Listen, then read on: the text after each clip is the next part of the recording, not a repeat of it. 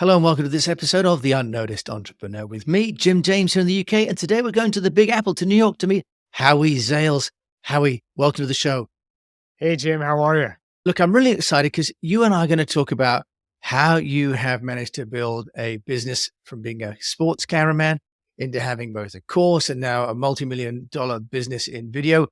How you've got that noticed using podcasting, why you never engage in political tweets, and also some tips from you about live streaming for entrepreneurs. So Howie, just tell us a little bit about your business first, so my fellow unnoticed entrepreneurs have the opportunity to know you better. Sure. Again, my name's Howie. I have two businesses focused in the television production world. HJZ Productions is my first business. I started in 2000. We hire sports and entertainment TV crews around the United States. And then my other business, Viridity Entertainment Services, or VES. We do live stream, hybrid events, virtual events, any type of event that's streamed over the internet, even sporting events. Howie, I think let's talk about Viridity, although you mentioned it second, because that's a product that you built really out of the COVID, right? So just tell us, you managed to innovate and create a new business in spite of COVID. Just tell us the genesis of that and then talk to us, because Viridity could be confused with other words that mean something to do with masculinity. So how did you come up with a name like Viridity that's so memorable and also I think means so much? Yeah, I went to a mastermind, and one of the lessons at the beginning of the day was not to be very reactionary in business and in life. And what they meant by that was if something in business goes really bad and you react very quickly and you get into that hot zone, that's called being in the red. Conversely, if something happens really good, you get a great contract, you react very quickly and you get very happy, you're in the blue zone. But if you stay kind of even keeled for if things go up and down, you're clearer focused, you make better decisions. It's called being in the green zone. And that kind of describes me. I'm even keeled no matter what the scenario is. And we looked for a word that meant green, that did not mean money, because that would be obnoxious. Yeah. And we wanted it to kind of flow with entertainment services. And my wife found the word viridity, which means green. I love that. And plainly being calm and collected is why you're so good, for example, on the camera with the sports. I can see behind, for those of you who can't see, how he's got NBC Sports behind there. He's got some big game tickets as lanyards there as well. Howie, let's just look at live streaming first, because more and more businesses can use it, I think now, right? Just tell us, what's the opportunity that you see for entrepreneurs when it comes to live streaming, and what are the barriers to using it? Yeah, I can only say for myself, but I think people rather watch a video. I mean, look at the explosion of TikTok and things like that. People rather watch a video than read a long sales pitchy email. To me, that's super annoying and delete it right away. So if you're someone that's offering a service or can offer tips to people out there to try to get them into your funnel, do a 90-second video once or twice a week. And I think it would serve you much, much better than spending money on having someone write a sales pitch email that most people probably won't read.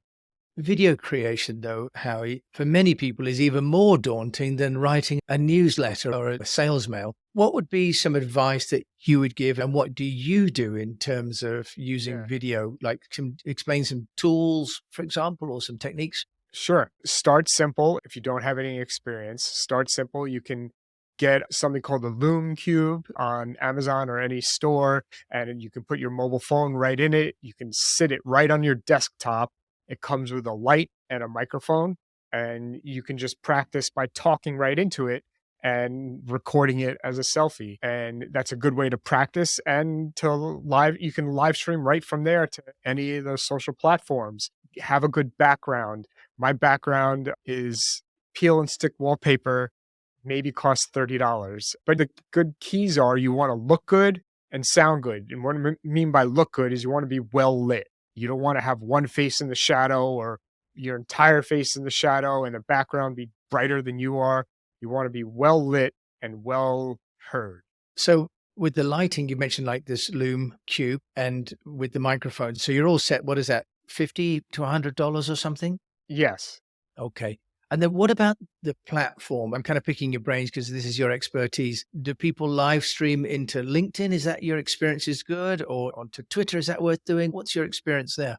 Yeah, you can live stream right to LinkedIn. You just have to make sure your account is set up for that. You can live stream to Instagram. You can live stream to Vimeo if you have a Vimeo account, and then send that out to multiple destinations at one time. Right. In fact, Riverside that we're using now also has the option to live stream to Facebook, LinkedIn, Okay. and Twitter as well. So I guess the overall message, Howie, is that live streaming is no longer the preserve of big companies, is it? What we used to call OTT, right? The over the top broadcasters. Now it's in the home or in the office. And something that we're just getting into this year is shopping live stream. So if you have products to sell and you can line up 10 or 15 products, we can do a live stream. And basically, a person could be watching right on their mobile device, iPad, computer. And when piece of item comes up in a little box as you're showing it off, a person could buy right from the screen. And that's just another form of easy live streaming with the help of a few different apps out there that could bring your sales to next level. Oh, wow. Can you mention an app that you know, Howie, where you could live stream and have a shopping cart, a bit like QVC, the old Barry Diller? It's like Right? QVC, but for live streaming. Yeah. The one we use, it's called Firework and it works great. And feel free to contact me and I could put you in touch with the right people. Okay, Harry, that's wonderful. Really, it's transformed, hasn't it? Now, a business of any size, as you say, can have global distribution. And I think live stream shopping is going to be a $250 billion business.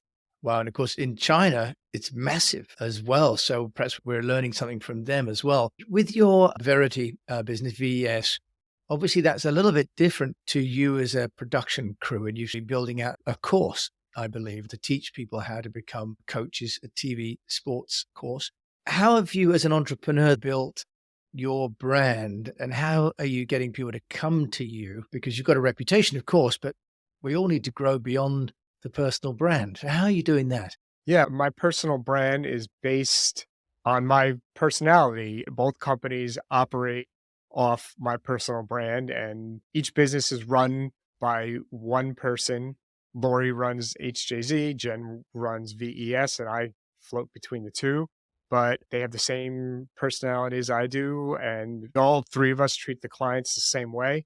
And people know that's what sets us aside from other companies. And part of how we go about getting clients is through lead generation and things like that. Yeah. So tell us about lead gen then. What are you doing there, Harry? Because before we started recording, you were sharing some insights that you got from your mastermind, which I'd love you to share again about staying in the zone and what that's like. And yeah, how you managing the sales process with such a Yeah, lean sure. team. So I hired a business coach about 2 years ago, and one of the best advice that he gave me was stay in your lane, do the 3 to 5% of the things that you're good at that will help move the needle and outsource the rest. So one thing that I'm not good at is writing. We think I battle a little undiagnosed dyslexia. And so if I send an important email out, I'll never send it out without my wife proofreading it. So email sales is not my strong point. Connecting with people over email for the first time, it's not going to happen. So I hired a company that goes in and does the lead gen, that does the first beginnings of the sale and reaching out. And then if it's determined that they're a good fit and we're a good fit, then I'll take it from there. But it's just a way to help Yeah. move the needle without wasting a lot of my time. And how does that work with this lead gen company? What do you have to give them for them to be effective? Because we've all been approached by people on LinkedIn saying, I'll get you this many leads a week or this many leads a month. And a lot of the experiences with those lead gens are frankly not that great. So I'm wondering how you're managing to get the kind of efficiency and effectiveness from the team. Yeah, I broke it down real simple. This is the type of people or the titles of the people who are my current clients. So go after those same types of people with those titles. And I made sure that they have a complete understanding of what I do and what we're searching for. I gave them a glossary of terms. So if those terms come up, they'll know how to use them and know what they mean. Oh, how interesting. And then do they like get data for you and put it into your CRM, for example? Do they do harvesting of contacts? Do they keep those, or do you get to keep them and somehow put them into your CRM? Yes, I do get them. I have a weekly sales call with them, and anyone that I have the meeting with, yes, I get all their information. Okay, so that's great. So a really efficient way of generating leads. Would you mind sharing what volume of leads they're giving you and what sort of cost per acquisition there is on that? Good question. I think the goal is to have 10 actual meetings a week with people. Okay. Yeah, so it's quite a high volume actually, right? And so far, out of those 10, maybe one, maybe two of them get passed on to me. Yeah. Okay. So that's the usual sort of 100 to 10 to 1 ratio that so many of us have in sales. But I don't have the time to have 10 meetings a week or to set up those 10 meetings a week. Yeah, no, that's right. So it's wonderfully efficient. When we were talking beforehand, you were also talking about your podcast, which is how I originally reached out to you because you had a show and you can tell us the original name and the role that a podcast has been playing for you and VES. Sure. My original podcast and my wife came up with the name The Unexpected Entrepreneur because I was a camera operator traveling the world for over 20 years. And I always had a business on the side, but never thought of myself as an entrepreneur. I was the camera guy that had a business on the side. And so we came up with The Unexpected Entrepreneur, and I did about 20 shows. I just wasn't getting the listeners or viewers because we did it with video that made it worth it. Yeah. And then I kind of stopped it, did some research, figured out what I was doing wrong, and basically niched it down. And what do I know best? I know television sports. I did it for 20 something years. And I also have a course. And what better way to drive audience or drive future clients to the course than people that would listen to the podcast? So I came up with the name TV Crew Talk, and I interview people in the business just like me, camera people, audio people, replay people that have travel the world and do the biggest events and sell the business to the younger generation of people that are just coming up, that are going to college for television. And then hopefully those people will contact me about the course. And the primary sponsor of the podcast is the broadcast sports course. Yeah. So there's no money exchanging hands, but that's the primary sponsor. And that's who gets a commercial or promo within the podcast. So that's wonderful. And with the podcast, what sort of frequency are you doing in, Howie, to make that worthwhile? Because there's this trade-off, isn't there? But you do it so often, it becomes quite a burden. But if it's not frequent enough, then you don't get the consistency for the listeners. Good question. I publish a new one every 2 weeks. And in the week that I do the publish, I do it on Wednesday, and I publish the video portion of it. And then the following Wednesday, I publish the audio only side of it. And then there's something coming out every week with a reason to publicize it, but I don't have to do it every week. Okay, I'm interested to hear that you're doing video separately to audio. What's the difference, do you think, in terms of audience engagement between doing the video and doing the audio, or is just the video on YouTube and the audio on the podcast distribution? So several reasons I do the video. One, I'm in TV and I'm selling TV, right? So how could I not do it? I also own a business that its primary function is live streaming. So how do I not do that? And then the third thing is I'm interviewing some people that have the coolest jobs on the planet. I could be at a party with doctors, lawyers, surgeons, and no one wants to hear anything about what the Yankees locker room looks like. Or what does it feel like to be on the sideline of a Super Bowl? So I'm interviewing some of the coolest people that have some of the coolest jobs in the world, and they always have pictures. I have pictures of me at every event in the world, which we show off, and you can only do that with video. Yes, that's right. So that's a limitation of audio only, is all those visual elements, as you rightly say.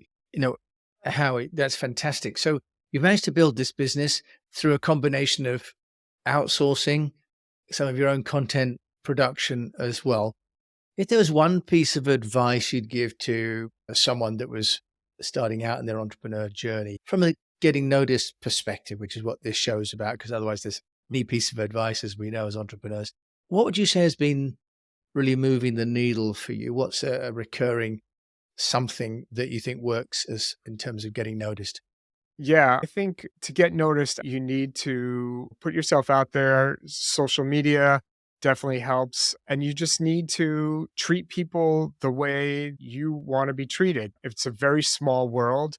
People move around from company to company. So if you have a bad relationship or something bad happen between you and a person at a company and they go to another company you were trying to get business from, they're never going to hire you. So you got to treat every relationship like gold. And one of the things that I stay away from is social media and politics. I never get involved because that's a good way to isolate 50% of potential clients. Okay, that's wonderful. So this idea that, as you say, every relationship is golden, and in this era of sort of mass personalization, retaining that personal connection is something you've obviously done really well. So Howie Zales, joining me from New York, cameraman turned professional live stream operator, course builder. Thank you so much for joining my fellow unnoticed entrepreneurs and me on the show today. My pleasure. So you've been listening to Howie over there in New York and me, Jim James here in the UK. And of course, as always, I'll put all the details in the show notes. And until we meet again, I just encourage you to keep on communicating.